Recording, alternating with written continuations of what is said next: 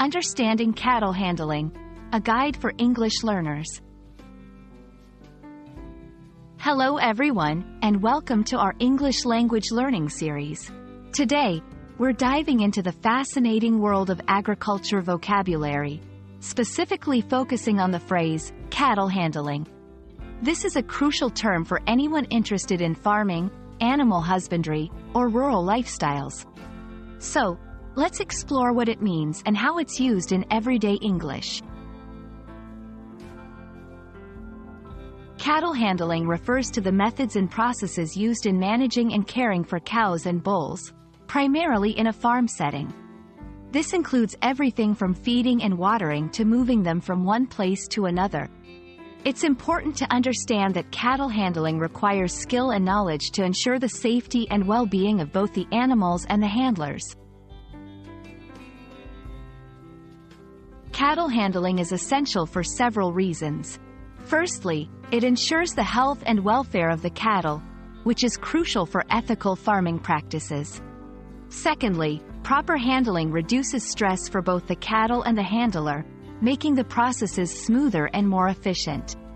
Lastly, it's important for safety. Mishandled cattle can be dangerous due to their size and strength. This section delves into the various techniques used in cattle handling. We'll talk about herding, which involves guiding cattle from one location to another, and restraint, necessary for medical treatments or grooming. We'll also touch on the importance of understanding cattle behavior to anticipate their actions and react accordingly. Here, we'll introduce some common terms associated with cattle handling, like stockyard, a place where cattle are kept; herdsman, a person responsible for managing a herd of cattle; and livestock, a term for farm animals, including cattle.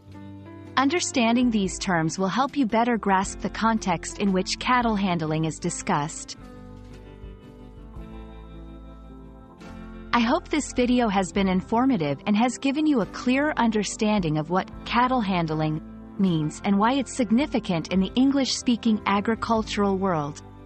Remember, language learning is not just about words, but also about the culture and practices they represent. Happy learning, and see you in our next video.